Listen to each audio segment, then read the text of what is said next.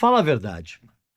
Quando você pensa e fala de música brasileira, é muito fácil cair na tentação de citar os medalhões da MPB, os ícones do samba, os ícones da Jovem Guarda, mas se tem um nome que, apesar de todos os narizes elitistas, empinados, um nome que merece um lugar de destaque na nossa cultura musical nacional, é aquele que foi o segundo maior vendedor de discos da história da música brasileira. Em mais um episódio da série Pra Que Serve, eu vou responder essa pergunta: pra que serve Amado Batista? Presta atenção.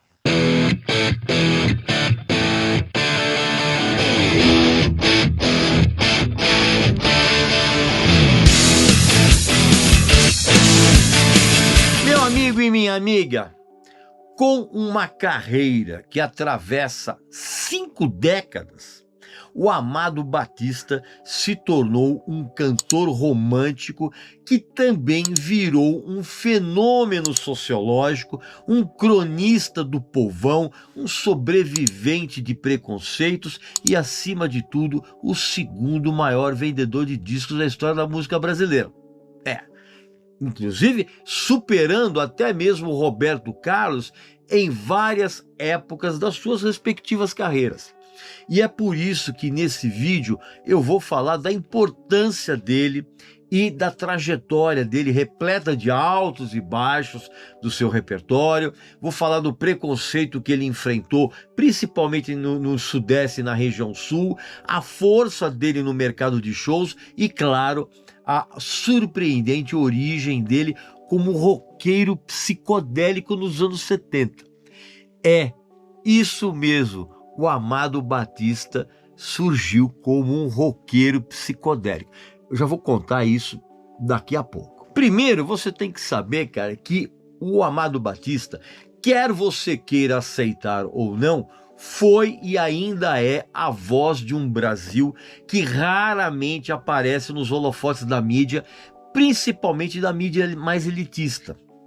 Se você se der o trabalho de ler as letras das canções do Amado Batista, você vai encontrar pequenas crônicas de um Brasil que você, que está assistindo esse vídeo nesse exato momento, desconhece completamente. São histórias de amores sofridos, de traições, de saudades e uma força de vontade em vencer na vida. Tudo isso conectado diretamente com o público das periferias, das cidades pequenas, das cidades do interior do Brasil. E o Amado Batista sempre foi uma espécie de trovador do povão, aquele que fala de sentimentos universais com uma simplicidade que desarma qualquer tentativa de intelectualização. A importância dele para a música brasileira está na criação de uma fórmula única, que sempre misturou a melancolia da moda de viola, o romantismo da Jovem Guarda e o apelo pop da música sertaneja e uma pitadinha de rock. Pois é, e tudo isso embalado em letras que qualquer um pode cantar junto. Claro, ele não inventou a coisa do brega romântico, mas ele levou esse estilo a um patamar de popularidade que ninguém conseguiu igualar. Então, de uma certa forma, o Amado Batista ele se tornou um símbolo de resistência cultural.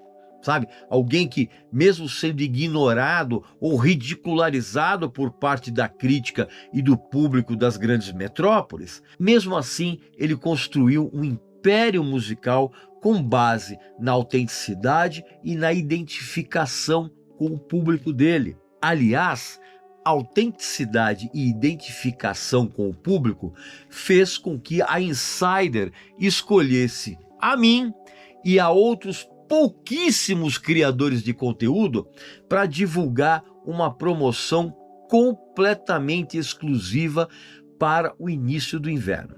É o seguinte, existe uma página no site da Insider onde a cada 2 tech t-shirts que você colocar no carrinho, essas, como essas tech t-shirts aqui, ó, de manga comprida, né, que eu já estou me preparando para o inverno, ou a mesma, aquela clássica tech t-shirt de manga curta com a gola em U. Pois bem, essas duas camisetas têm uma promoção exclusivíssima. A cada 2 tech t-shirts que você colocar no carrinho, você vai conseguir adicionar mais uma igual de presente.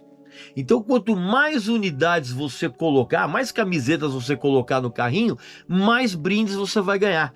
Só que tem uma coisa importante, você só consegue ativar esse brinde usando os itens que estão no link do primeiro comentário fixado aqui desse vídeo. Porque se você tentar acessar direto pelo site, você não vai encontrar essa página. É muito exclusivo.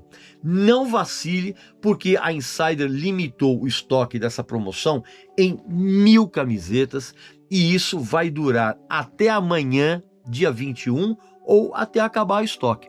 Então não vacile, porque é uma promoção sensacional e exclusiva que poucos criadores de conteúdo podem oferecer e, escolhidos pela Insider, o tio Regis aqui foi um deles, tá bom? Então não perca essa oportunidade sensacional. Bom, voltando ao nosso assunto, como sempre, eu sou muito honesto com você. Para mim, o repertório do Amado Batista é uma montanha-russa absurda.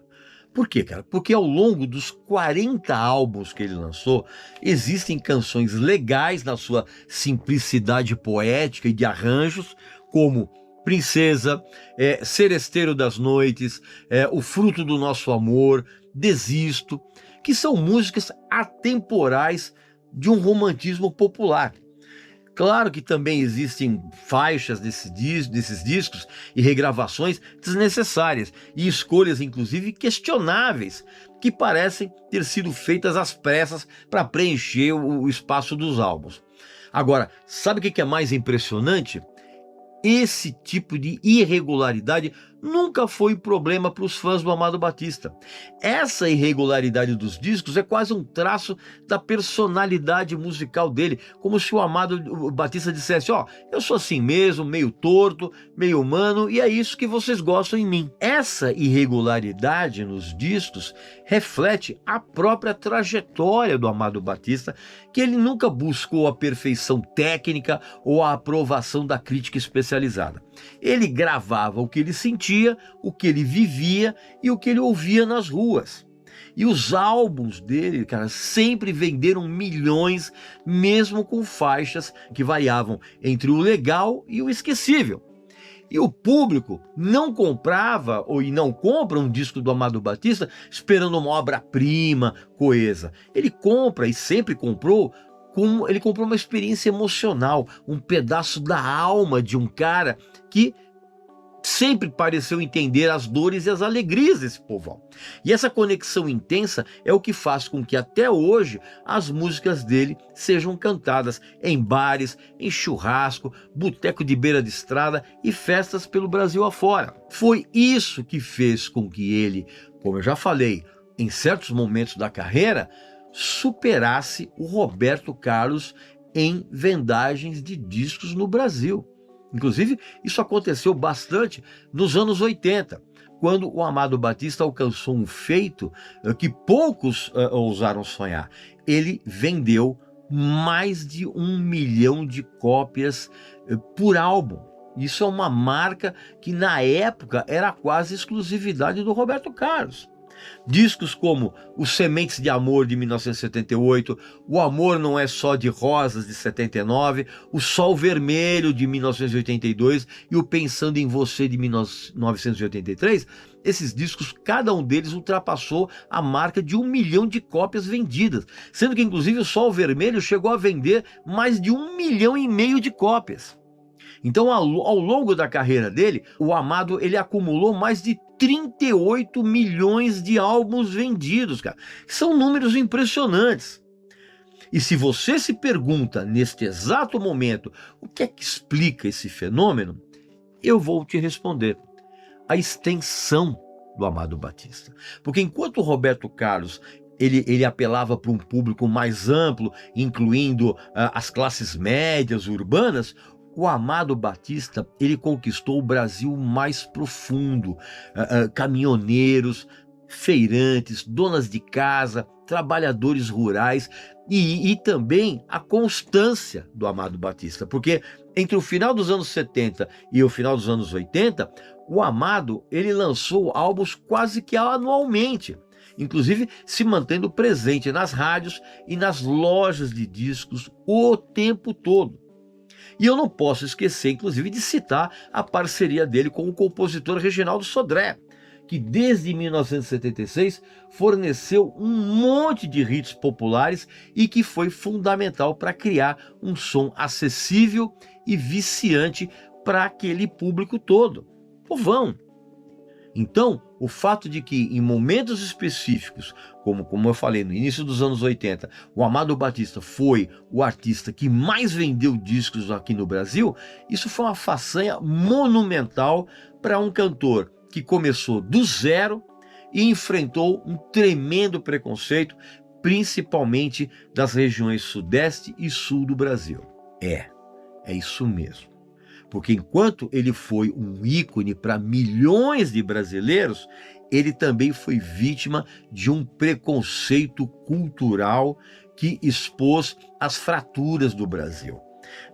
Principalmente nas regiões sudeste e sul, onde o mercado musical sempre foi dominado por aquilo que rolava em São Paulo e no Rio de Janeiro e no próprio Rio Grande do Sul, o Amado Batista sempre foi tratado com um desdém por parte tanto da crítica quanto do público mais sofisticado, né? A música dele, que era rotulada, sempre foi rotulada como brega, como cafona, sempre foi vista como inferior à MPB intelectualizada ou inferior à sofisticação dos remanescentes ali da bossa nova, sabe aquela turminha?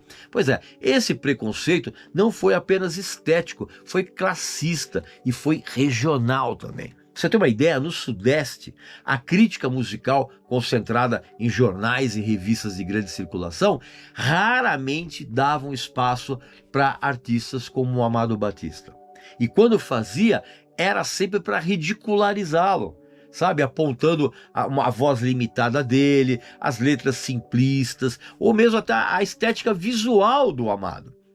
No Sul, especialmente lá no Rio Grande do Sul, ele era visto como um intruso, alguém que nunca se encaixava no ideal de autenticidade regional.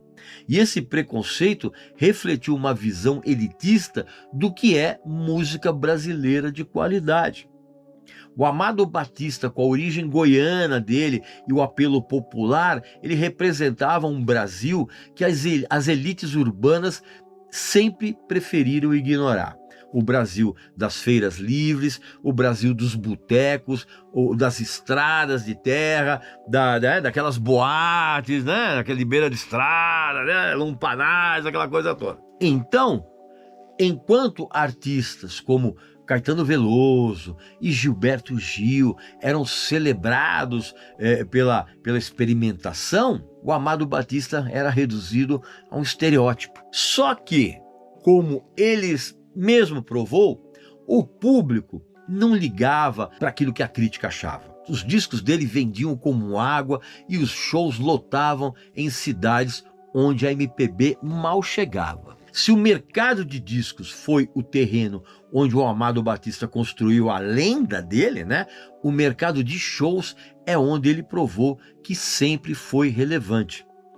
Hoje, aos 74 anos, o Amado Batista segue como um dos artistas mais ativos do Brasil, com uma extensa agenda de shows e uma força nos palcos que vem exatamente da capacidade dele de criar uma comunhão com o público, com todo mundo fazendo o que hoje é a regra de qualquer show, né? Todo mundo cantando cada verso de cor, chorando com as baladas românticas e dançando ali com as canções mais animadas, aquela coisa toda. Tudo sem megaproduções ou efeitos visuais, não tem nada de playback. A arma dele é a sinceridade. Agora, você também deve estar se perguntando, tá ok, Beleza. Mas essa história de que o Amado Batista era roqueiro, que você falou no início do vídeo. Pois bem, meu amigo e minha amiga, porque agora eu vou te surpreender ainda mais. O Amado Batista começou a carreira dele como roqueiro na primeira metade dos anos 70. Antes dele se tornar o rei do romantismo brega, ele era um jovem apaixonado por rock, influenciado por Elvis Presley, por Beatles e pelo movimento psicodélico que varria o mundo.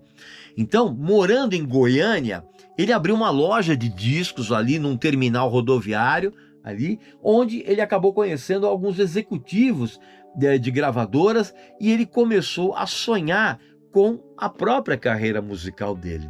E foi então que em 1975 o Amado Batista gravou um compacto duplo com o nome dele, né, Amado Batista, por uma minúscula gravadora paulista chamada Anhembi Chororó. E esse compacto, esse disquinho, trazia 3 faixas de autoria dele e uma toada intitulada Chitãozinho Chororó. Juro por Deus. E eu também juro por Deus, o destaque desse compacto era uma canção chamada Lady Mary, que era uma música que misturava rock psicodélico com uma vibe melancólica, quase hippie, com uma guitarra distorcida, letra romântica e um clima que evocava muito dos anos 60. É um som completamente diferente daquilo que ele veio a fazer depois. E tem um detalhe, esse compacto não só fez 0 sucesso comercial, como se tornou uma raridade absurda. Para você ter uma ideia, eu mesmo procuro esse compacto há 40 anos e eu nunca peguei um exemplar sequer nas mãos, cara. Obviamente que uma hora eu vou encontrar e eu vou trazer aqui para casa e vou fazer questão de mostrar aqui para vocês. Eu tô atrás dele há 40 anos. Então, meu amigo e minha amiga, o Amado Batista é um paradoxo, porque ele é um artista que vendeu milhões, lotou e ainda lota shows, ele marcou várias gerações, mas ele nunca foi plenamente aceito pelas tais elites culturais do Brasil. E a importância dele está na capacidade de dar voz a um país que raramente é ouvido. Inclusive, outra qualidade dele, cara, transformar histórias simples em canções universais, e também de sobreviver a décadas de mudanças do mercado musical. A regularidade do repertório dele, cara, é um detalhe que os fãs abraçam como não estão nem aí, cara, eles abraçam como se fosse parte do charme. Enquanto o preconceito aqui nas regiões Sudeste e Sul é a prova de que o Brasil ainda é um país dividido entre quem cria e quem consome cultura.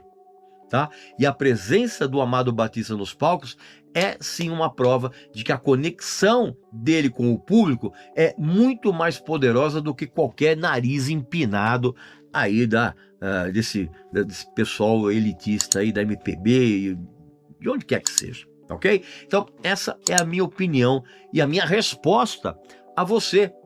E a questão, para que serve o Amado Batista? Esse vídeo aqui é a resposta, tá bom?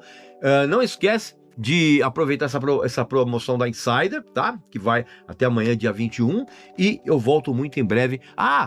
Coloca aqui nos comentários o que é que você acha do Amado Batista. Você gosta dos discos? Você detesta? Quais são os discos mais legais que você... Você acha que, inclusive, o Amado Batista tem uma importância na música brasileira, né? Alguém tem esse compacto do Lady Mary? Coloca aqui nos comentários, por favor, tá bom? E eu volto muito em breve com mais um vídeo aqui para vocês, beleza? Então um abraço, saúde para você, para sua família, para seus amigos e até a próxima.